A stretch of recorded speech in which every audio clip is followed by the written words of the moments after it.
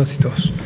Buenas tardes, Andrea Meraz de Grupo Fórmula. Varias preguntas. La primera era el tema de los estados a la alza. Ayer escuché y dijeron que eran 11 y habían presentado 10. A ver qué estado se anexa a esta lista. Y en específico en la Ciudad de México, la jefa de gobierno Claudia Sheinbaum indicó que ella no tenía reporte de esta tendencia a la alza de casos de COVID-19 y que incluso habló con usted en específico sobre este tema. Saber qué indicadores están tomando en cuenta para afirmar que la Ciudad de México tiene una alza de COVID-19 sería mi primera pregunta. Con mucho gusto. Le pido al doctor Alomía si nos comenta sobre. Claro que sí. De hecho, el número de entidades obviamente se va actualizando todos los días, porque precisamente todos los días hacemos cortes y la redistribución de los casos que se van incluyendo y graficando por fecha de inicio de síntomas, entonces empieza a generar las variaciones. De hecho, para el corte del día ya de hoy, podríamos decir o podemos actualizar entidades que para efectos de su curva epidémica de casos estimados, este es vamos a decir, el dato que estaríamos usando para mencionar a estas entidades federativas. En función de su curva epidémica de casos estimados, que es la curva azul nacional que presentamos todas las noches, cuando vemos esa misma curva, pero la que está formando una entidad federativa, y nos enfocamos entonces también entre la semana 13 y 14, que es donde vemos al día de hoy ese incremento nacional del 9%, la pregunta entonces es, ¿qué entidades están produciendo o contribuyendo a ese incremento del 9%? Son Baja California Sur, Coahuila, Colima, Chihuahua, Ciudad de México, Durango, Guerrero, Hidalgo, Estado de México, Morelos, Nayarit, Quintana Roo, San Luis Potosí, Sonora, Tamaulipas y Tlaxcala. Es decir, son 16 para el corte del día de hoy. Ahora, y conecto con la segunda pregunta en relación a la Ciudad de México. ¿Qué es lo que estamos en su momento observando con estos cambios? Lo que estamos viendo es un cambio, como lo decimos a nivel nacional, en la tendencia, es decir, esa tendencia descendente que también cada una de estas 16 entidades federativas tenía en las prácticamente algunas las mismas 11 semanas, otras a lo mejor 6 o 7 semanas, pero todas con una tendencia descendente. Pues bueno, en esta última semana, entre la graficada, entre la 13 y la 14, desarrollan ahora esta pequeña tramo ascendente. Esto significa una alarma, significa algo que obviamente está poniendo ya en riesgo el comportamiento epidémico en este momento o está generando un impacto en la salud de las personas. No, o sea, en este momento todavía no, pero no deja de ser una señal y eso es lo importante y lo que queremos comunicar y lo que hemos estado diciendo en estos días a la población.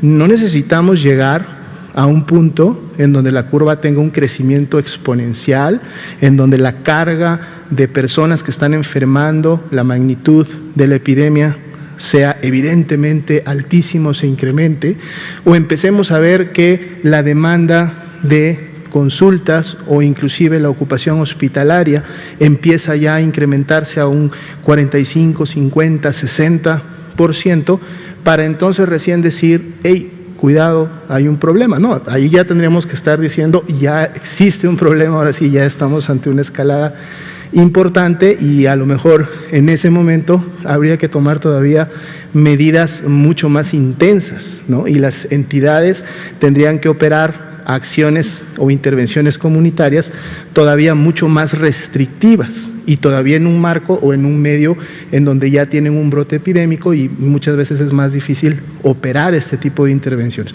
Por eso la intención que estamos teniendo y ante el riesgo obviamente de lo que se ha estado mencionando como una tercera ola o un siguiente rebrote, en base también al periodo vacacional de Semana Santa que se tuvo y en donde sabemos hubo incremento de la movilidad, bueno, estamos tratando de comunicar a la población que dado que existe ese riesgo, cuando veamos señales tempranas de este tipo de incrementos, entonces hay que poner atención y hay que evaluar y decir, a ver, a lo mejor me estoy moviendo mucho, a lo mejor estoy pensando que ya la epidemia se terminó, a lo mejor estoy creándome un falso momento de seguridad y estoy empezando a hacer acciones o estoy contribuyendo a acciones que no están en su momento controlando la transmisión y la mitigación, entonces por eso el llamado. Y eso es lo que está sucediendo con todas las entidades, no solamente con la Ciudad de México, en la que en su momento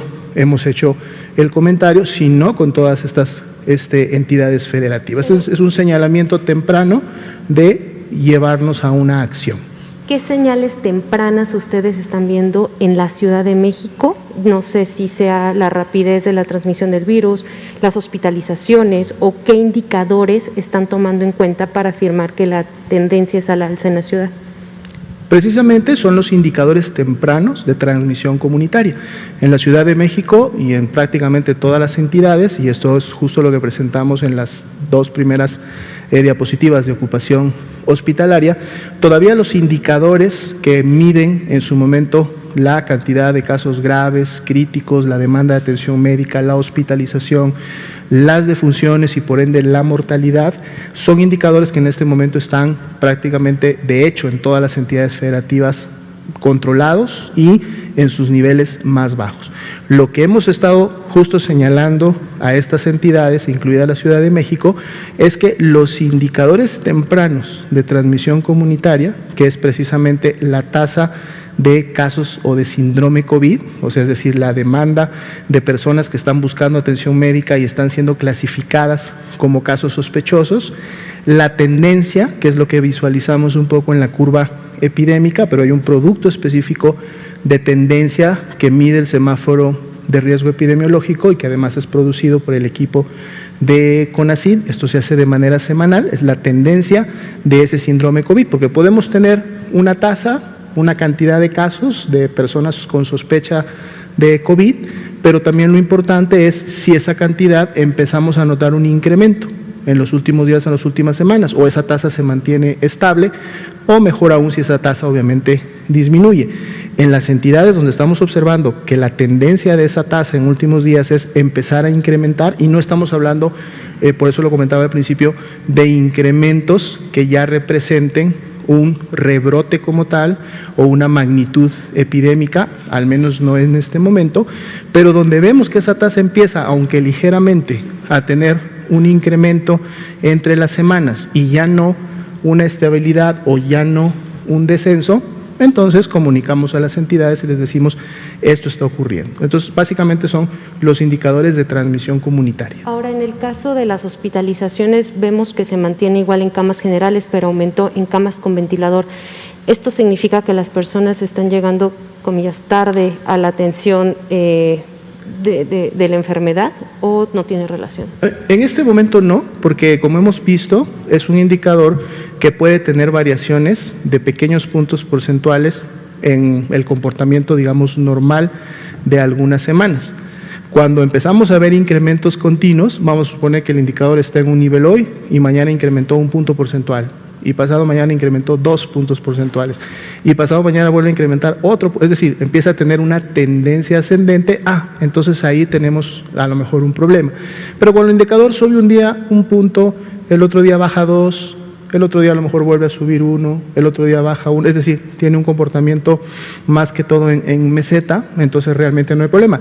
Y si además esa ocupación o ese comportamiento en meseta o ondulante lo tiene en un nivel bajo, no es lo mismo un comportamiento ondulante con una ocupación del 70 o 80% a un comportamiento ondulante con una ocupación de un 20, un 25%, o sea, hay mucha capacidad hospitalaria todavía. Entonces, como comentaba, estos indicadores que en su momento se ven cuando ya tenemos unas o varias semanas de transmisión comunitaria activa, de incremento de casos, de incremento de la magnitud epidémica, es cuando se empiezan a mover. En este momento todavía no están siendo impactados. Ok, gracias. Ahora, en el tema de vacunación, son 5.307 maestros